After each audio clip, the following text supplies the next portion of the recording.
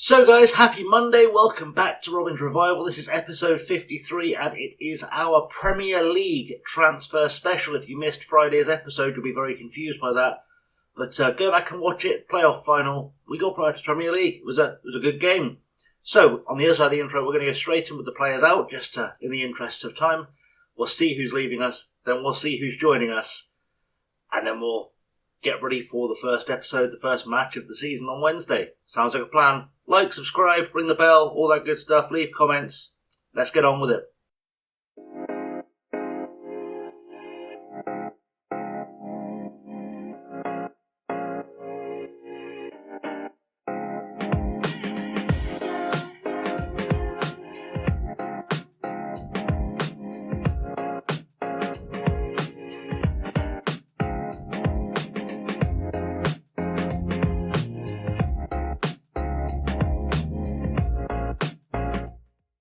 So I said we'd go straight in with the outs, and the first big out here is Adam Webster. He was only with us for a season. I paid $2.7 million for him. I sold him to Huddersfield, who are our Premier League rivals, for $2.5 million, but I don't think he's got what it takes to be a Premier League player anymore, if I'm quite honest.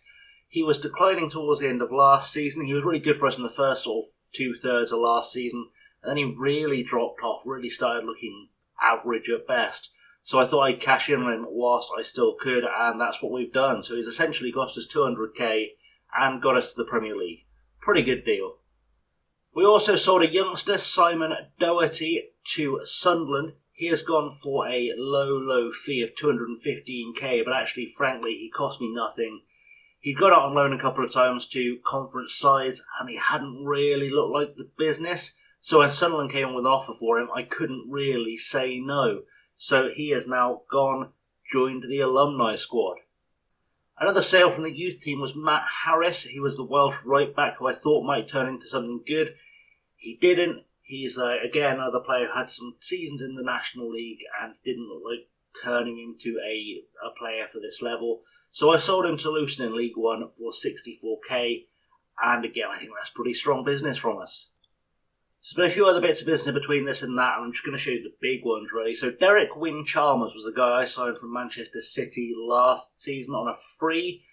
Didn't think he was going to, or thought he was going to develop better than he did. He didn't develop the way I wanted him to, so I sold him to Brentford for $1.3 million. A player who cost me absolutely nothing, who wouldn't make our first team in a million years, has gone and made us a healthy chunk of profit, and that has all been reinvested in the first team. Another big sale was Joni Seppa, a Finnish under-21 international we had around for a while there. I say for a while. He was with us for like 2-3 seasons. I picked him up on a free after Bromley released him. I thought like he looked like he had more potential than he'd been allowed to show while he was at Blackburn. He had a couple of loans out. He didn't really do anything in those loans out. And then I got an offer for $850,000 to send him back to Finland. So I did, and I'm quite happy with that business. Another big sale was goalkeeper Lokman Ulker. He has gone to Sivasspor in Turkey for $1.4 million. A player I signed on a free after his release from Worthing. He again had a few seasons out there and about in the conference, and he looked decent, but he was never going to develop into a first team goalkeeper. He wasn't developing fast enough to be a first team backup at least. So I thought I'd take the 1.4 when it was dangled in front of me. Hopefully he'll have a good career back in Turkey. Maybe we'll see him again down the road, but not yet. And he's going to just be extra money in the bank for us to spend on what's coming in. And I thought I'd highlight one of the best and cheekiest pieces of business I think I've ever done on this channel. So Joaquim Escobar is a Portuguese player I found as a 16-year-old. My scout told me he'd come in as one of the sort of free agent new gens. I brought him in, I left him on trial for a couple of seasons. He wasn't actually developing. He came in and I almost immediately, officially signed at the beginning of the summer, and I almost immediately sold him back to Portugal for $235k. And I'm, again, not unhappy with that, because that's basically free money. So, that's the outs. Let's have a look at the ins. I said I needed 12 players. I've signed 11. And it all started with the capture of James McAtee from Midtjylland. He came in for, I think, 1.4 million, 1.6 million. So he came through Manchester City's youth team, had a few good loan spells in the Championship. Then they released him. He joined Midtjylland. I did have a look at him the season he joined Midtjylland, and he wouldn't sign for us. But when he came up again as available, I couldn't turn it down. 1.6 million for a player who can play basically everywhere useful in midfield to me, except on the left-hand side. He's got some really good stats and still has some potential left in him, and gives me that extra bit of depth up top when I'm looking for a goal scorer desperately, as I so often am. When I'm looking for a creative player, I'm just looking for someone to hold the line in midfield. This guy's kind of a jack of all trades, master of none, but he will fill out the squad a little bit. I guess the headline signing of the summer, though, is Jose Manuel Lopez, who is an Argentine striker / left winger who has joined us from Lanús for 7.75 million. Has quite a decent goal scoring record. 49 goals in 90 professional appearances is nothing to be sniffed at, especially in Argentina, which is a great league. You look at his all-round stats. Yes, he's 26, but you look at his all-round stats, and for a striker, his decision-making, his finishing, his heading, this guy might finally be the goal scorer I've really needed for quite a long time. And I can't complain. He's so much better than our previous best strikers that it's not funny. And if he gets goals, he can keep us up this season. Now, Ryan Longman, of course, we've had for a while. He is now officially signed for us from Porto for 1.6 million after a couple of seasons on loan. Porto never really made the money back they spent on him, but he's had a couple of good seasons with us, and having him now as a permanent player who doesn't count towards any loans is a real benefit to us long term. So look for him to play more often than he did last season, just because I was constantly fighting against the loan capacity regs, and hopefully he can kick on and really be a star for us. Now, before we get into the money signings, or the last few big money signings, I've signed some players on a free as well, the first of which was Harvey Vale, who was a product of Chelsea's youth system, never played for them, had a season on loan at Leyton Orient, absolutely looked decent in League One for his age, had a season at Vitesse, looked decent in the Eredivisie, and then he's kind of just been hanging around in the youth team at Chelsea for a while. They released him for a 23-year-old who can play in that many positions and has allegedly 4.5-star potential. Getting him on a free could be the bargain of the summer, and I'm hoping it proves that way because we very much do need for him to step up and start showing the way and prove that he could be a very decent Premier League talent. Now, on the older end of the scale, we've got Shaq Moore. I signed him from Lille. I think that's Lille.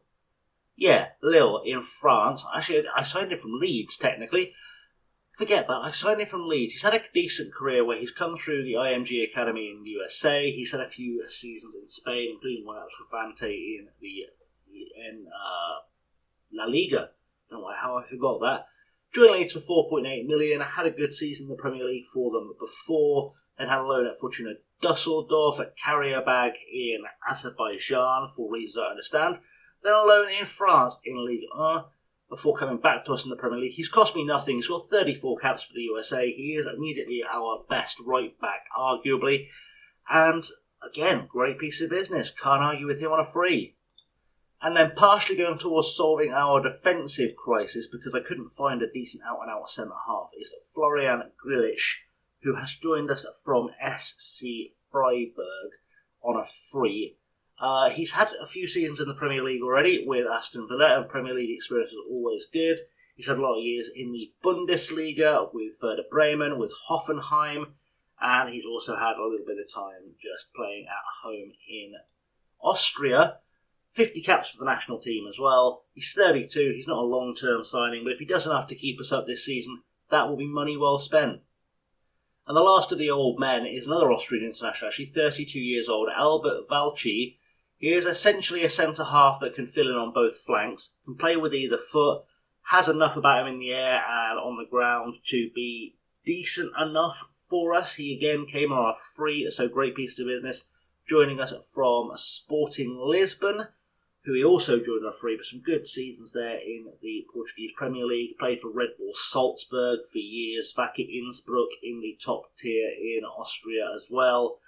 He's had a good career, a really good career, and I'm hoping we can kind of wrap things up for him at the top level at least with a good season with us and just give us that little bit extra in defence to really help us out. But let's get back to the signings who've actually cost money, shall we? And a big signing is Cade Gordon from Liverpool, 475k, rising with some add-ons that I've paid for him. Now, Cade Gordon, it's not like he's had the most impressive career in the world. He had 2 appearances for Liverpool in the league this season, in the 2022-23 season. Season on loan with Blackpool in the Championship, where he was middling at best. Season on loan with Sheffield Wednesday, where he was good, came good for QPR, and Stoke on loans to the Championship as well over the last couple of seasons.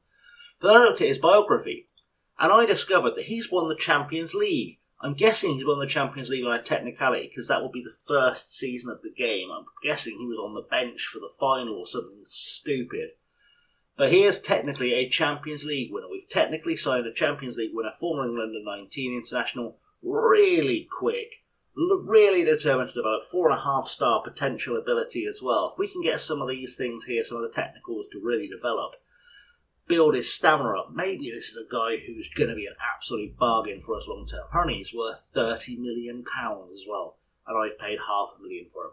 Absolutely ridiculous. We're going to enjoy seeing him play this season for sure. I also felt a bit light on the ground at fullback, so I brought in Ben Johnson, a 27-year-old from Sheffield United. He has cost me the princely sum of £1.4 million, which would have been a record-breaking transfer for us when we started the game. £1.4 million for a fullback that can play on both sides.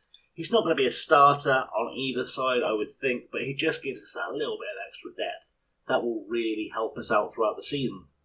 And I said I needed firepower, and I've got not one, but 2 excellent strikers. The second of which, of course, after Manuel Lopez, is Gustavo Parodi, an Argentine under-20 international signed from Vélez Sarsfield, for just $5.75 million. He's had 4 goals in 13 games as a 17-year-old in the Premier Division of Argentina.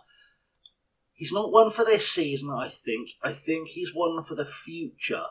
I think his price tag of 65 to 78 million reflects that.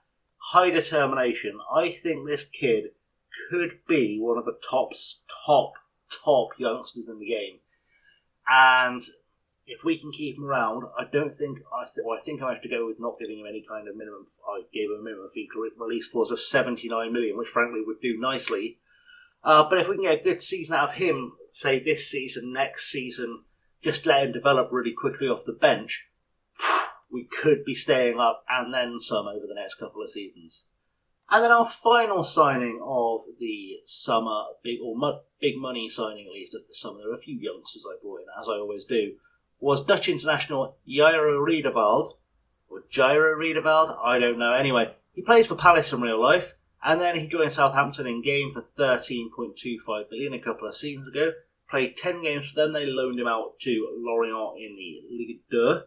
And then I signed him for 3.5 million. But he has played quite a lot of Premier League football at a decent standard. If I can get the best out of him, we should see some progress. And another player with a lot of versatility, typical Dutch player, Ajax Academy player, can play fullback, midfield, centre-half. He's not weak in any stretch of the imagination, in any position.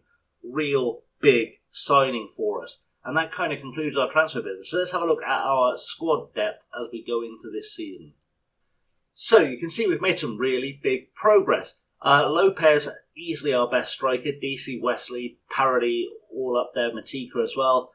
On the wing, Gordon's got in there as sort of one of the top level ones. Shaq Moore on the right hand side has gone in there as well. Grilic as an attacking midfielder is making some moves in there too. We can play Lopez out left if we want to give Parody a start. Central midfielder, you'll see Riedewald and Grilic have added depth, if nothing else, to the squad. And in terms of just defensively, we're just looking stronger. At least 4 3-star players in every position.